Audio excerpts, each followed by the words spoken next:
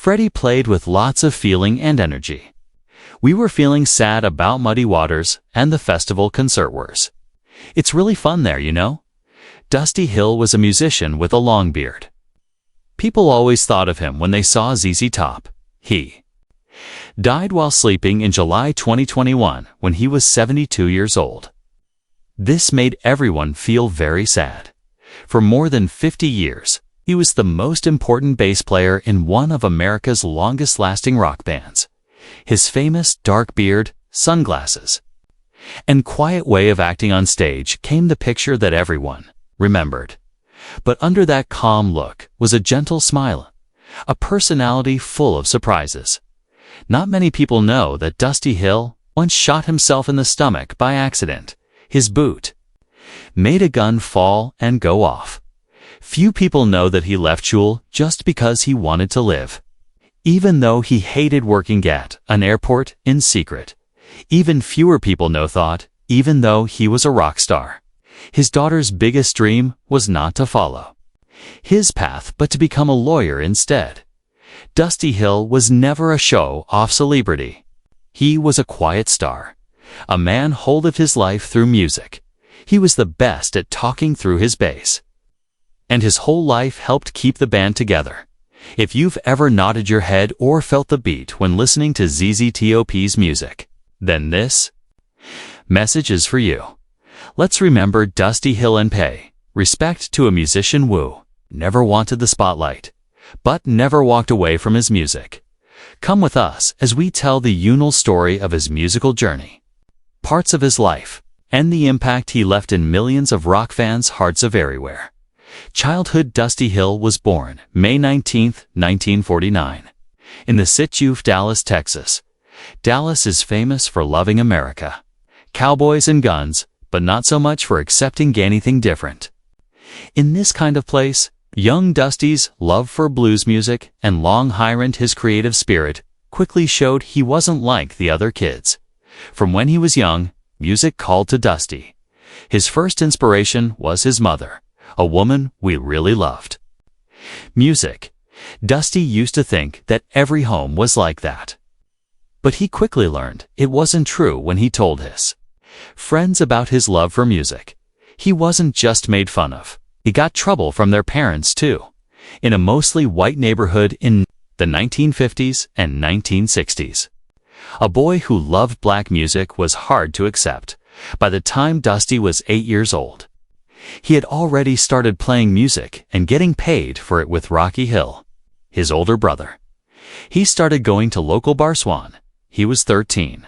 Exciting, but scary. His friends worried about him. Dusty learned to get on stage, do his homework, and master its art of facing the lights, the sounds, and what people thought of him. As he once said, being embarrassed is a big motivation. If you play badly, the audience knows right away, so you have to get better quickly. But music was also what made him not like school. He hated school and got bad grades and left high school too early to follow his dream. But Dusty never completely ignored learning. History was one subject he really liked. He kept that love with him his whole life. It was a hidden part of him, a rough and tough performer on the outside, but someone who relived the past and its secrets.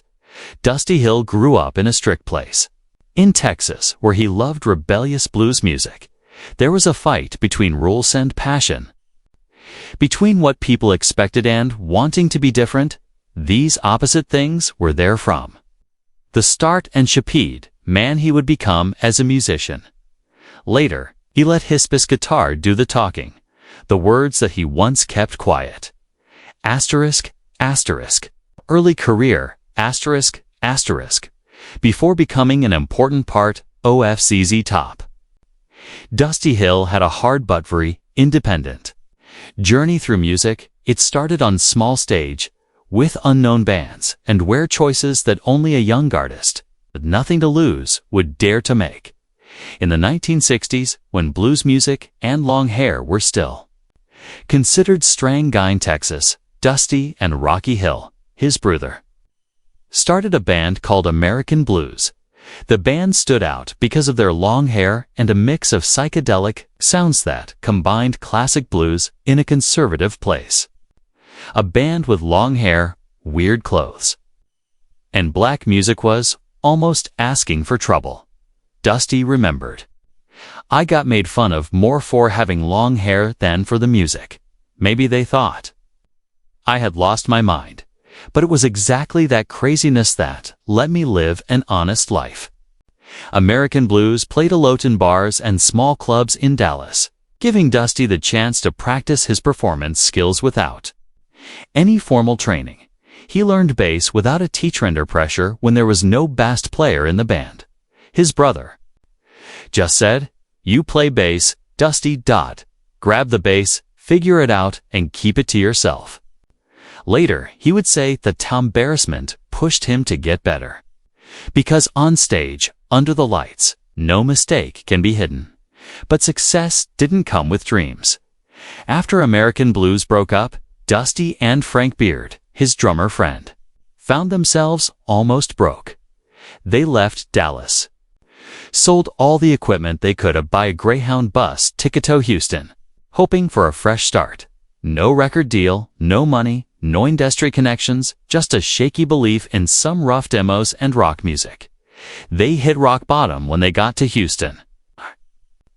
Billy Gibbons would be there when they met him, and from that unlikely meeting came ZZ Top. During this time, even though it didn't create any hit records or famous albums, Dusty built the foundation for his unique look, rough, quiet, and essential. His early career was not a quick rise to fame, but a tough path where, even though he wasn't born to shine, the artist carved out a place for himself by just not giving up.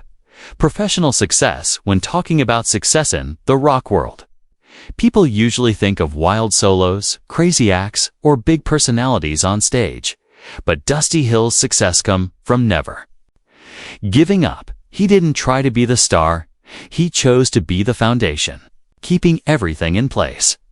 After meeting Frank Beard and Billy Gibbons in the late 1960s in Houston, the group quickly found a common musical language in 1969.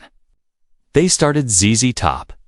In 1971, ZZ Top's first album came out. There was a lot of Southern blues on the record, rock that was honest, rough, and unpolished. Dusty played more than just bass. He sang backup vocals and took the lead on a few songs. Showing his role in the band was not just supporting, but it wasn't until 1973, when Grange came out, that ZZ Top really made it big. Billy Gibbons' delicate guitar work mixed with mixed guitar work mixed with lasting hit. It wasn't flashy, and it wasn't complicated, but it connected with millions of people. Echoes of Dusty's way, anchoring the rhythm. It was like keeping a boat steady in a storm in the 1970s. ZZ Top kept putting out albums like Fandango, 1975, and Tejas, 1976, while touring non-stop. But the heavy workload took its toll in 1976. The band took a break for almost 3 years. During that time, ZZ took a job at Dallas-Fort Worth Airport. No music, no media appearances. He just wanted to be a regular person. When fans recognized him, he would have deny it. "No, I'm not Dusty Hill." During that break, something unexpected happened. Both Billy Gibbons and Dusty separately traveled to Mexico and Europe, grew long beards without a king to each other about it. When they got back together, they looked at each other and started laughing. They didn't know that their lazy hoist to stop shaving would create one of rock's most famous looks. ZZ Top didn't go into the 1980s as a band that was fading away. They changed with their 1983 album, Eliminator. It mixed classic rock with modern synthesizer sounds, creating worldwide hits like Sharp Dressed Man, Legs, and Gimme All Your Lovin'. Using MTV and huge popularity, the picture of 3 dark bearded men from Texas, in suits, long beards, sunglasses, and cool simple dance moves became a pop culture phenomenon. Dusty appeared in those music videos with very little to do. Just a shoulder shrug, a small nod to the beat, a quick look over his sunglasses. And he became a permanent part of pop culture memory. But most people didn't notice that it was Dusty, with his exact bass lines like clockwork, who kept all the songs grounded, as Dusty once said in an interview. If you notice your bass player, that means you're doing something wrong. You fill in all the space without going where you shouldn't. That idea earned him not just the love of crowds, but of experienced bass players worldwide, while others fought for attention. Dusty quietly held down the rhythm and commanded respect in the process. During his whole career, Dusty Hill never left ZZ Top, which is unusual in an industry full of fights and breakups. No solo albums or side projects instead. He quietly took a job at Dallas-Fort Worth Airport, an everyday job that was so ordinary thought it made him invisible. Back then, his beard was still short, so people didn't recognize him. If someone was suspicious, he would just deny it and smile. For Dusty, this wasn't running away. It was staying rational. It reminded him that behind every round of applause, there is a person who needs to breathe, to be independent off the stage lights. But in the spotlight, Dusty's problems were not loud crashes. They were quiet struggles he accepted in silence, like watching his bandmates become more famous. Billy Gibbons became the public face of the group. Frank Beard, ironically called the only one without a beard, got attention for that joke. But Dusty, even though he had been playing bass for more than 50 years, was hardly talked about. If people don't notice you, that means you did it right. That sentence was both a career philosophy and a sad confession. Sometimes doing your job really well means disappearing from view. Later, Dusty started having pain in his hips and shoulders. The toll of aging and decades of performing. Eventually, he had to sit down while playing, something fans had never seen before. But he never complained. No public rants. No signs of being tired. Only those closest to him understood that every slow movement, every small motion, every step was a struggle for a body that wasn't as strong as it used to be, but a spirit that was still stubbornly trying to stay exactly as it had always been, calm, devoted, and asking for nothing more than the chance to keep playing music. Dusty Hill never gave too much away. He didn't use his pain for publicity. And he didn't use his struggles to make his artist story more dramatic. Maybe that's why what he went through is even more meaningful. In a world looking for noise and drama, Dusty chose the opposite. He lived a quiet life. And maybe that's why his story is worth telling. A life completely worth talking about, but never asking to be noticed. Asterisk, asterisk. Private life, asterisk, asterisk. Dusty Hill never thought of himself as an artist who became famous. His personal life. He didn't show up at fancy parties, didn't make headlines for relationships, and never used his private life to get public attention. But under the long beard and dark sunglasses was a man who was surprisingly humble, so devoted and well-read that even the crazy rock world had to show him respect. Before getting married for life, Dusty had some relationships, but he almost never talked about his romantic history and didn't seem to let love get in the way of his music. In the early 2000s, that changed when he met the woman who would completely change his view of happiness, actress Charlene McCoy. They first met when Dusty was in his middle years, when Menyon, the entertainment business, had gotten tired of emotional responsibilities. But with Charlene, he found peace. In 2002, the two got married in a private ceremony. No media attention, no celebrity guest list. Just a handful of close family members in a business where marriage promissory often ruined by distance and temptation. Dusty's approach was quiet, strong, and never showed off. It was part of his idea of life. Private things should stay private, and you don't need to prove what is real. Dusty and Charlene Sharada, quiet life together in Houston, Texas. They never moved to New York or California, places full of famous people, and stayed away from the fame circuits and reality TV. In the few interviews where Dusty talked about his wife, he seemed proudly protective, as though she was not only his partner, but the guardian of the part of himself wanted to protect the human side of himself for becoming an artist. Dusty also had a daughter, Charity Hill. She is not like her father, a musician, but someone who made a very different choice, becoming a lawyer. During an interview, he expressed his deep pride. She's happy she chose law instead of music. I'm glad she went her own way. Not everyone should work in show business. That statement might have seemed simple, but it was actually a deep comment made by a father who had seen the worst parts of fame and didn't want this child to pay the same price. No messy divorces, no famous affairs, not a single tabloid scandal.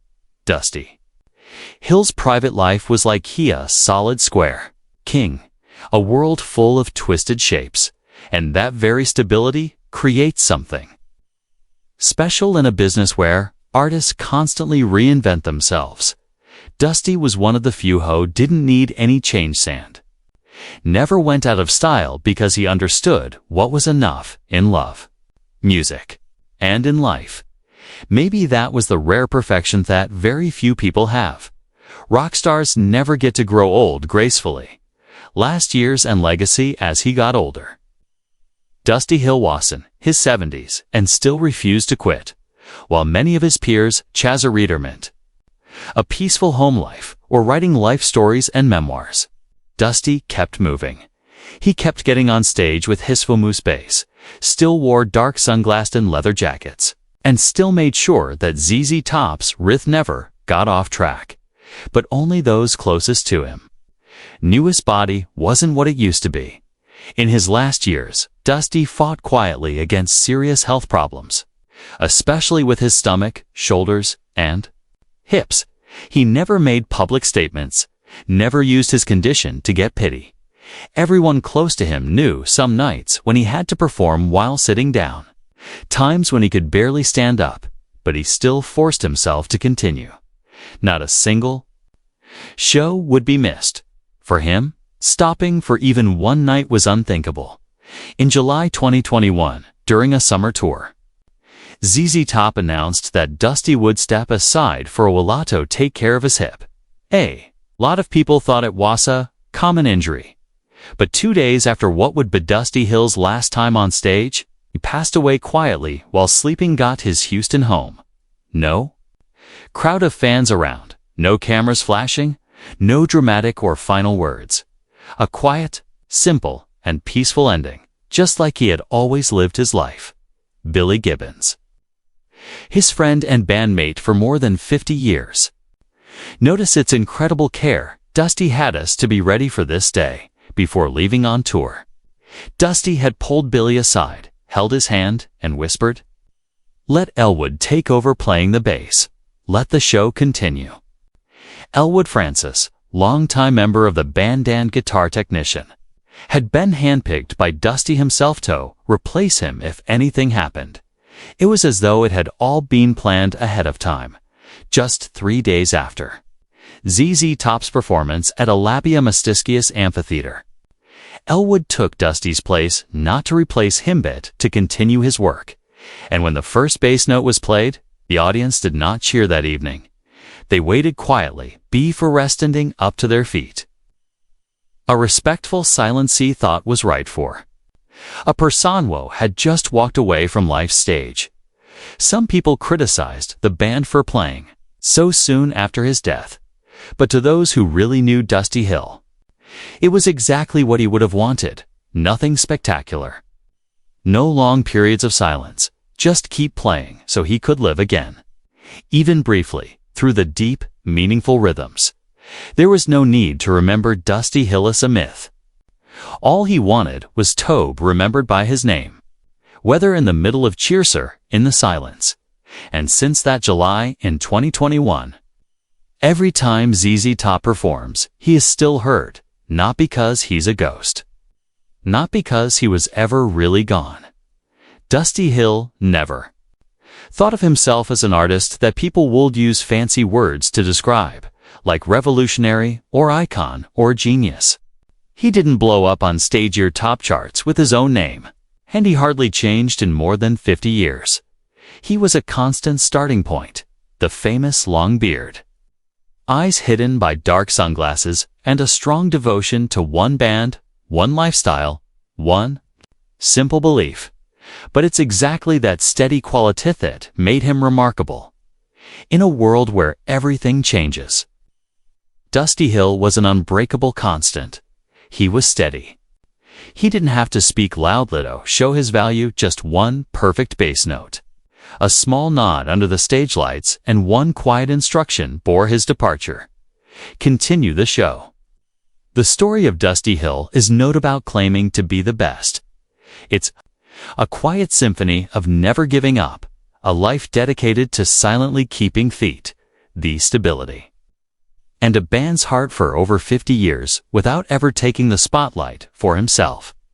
If you think Dusty Hill is the kind of person who was quiet, humble, but priceless, and still deserves recognition and respect, click like, subscribe, and hit the bell to make sure you don't miss the next video. How recently have you heard Grange? Remember the feeling of seeing those three long-bearded men dancing to the music for the first time? Share your thoughts in the comments, because music is not just about the sound, it's about the memories and how it feels to live alongside those who never missed a beat.